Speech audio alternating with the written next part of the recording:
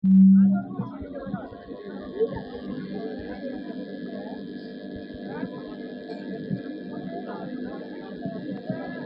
পরবর্তীতে এই টুর্নামেন্টে চমৎকারভাবে দক্ষতার সাথে যিনি খেলা পরিচালনা করেছেন জনাব মোহাম্মদ আশরাফুল ভাইকে পুরস্কার গ্রহণ করার জন্য বিশেষভাবে অনুরোধ করছি এবং পুরস্কারটি তুলে দিবেন জনাব মোহাম্মদ ফারুক সরকার, সহসভাপতি সহ সাধারণ সম্পাদক।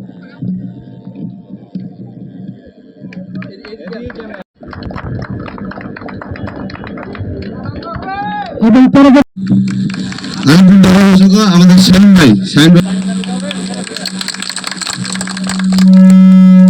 ধন্যবাদ।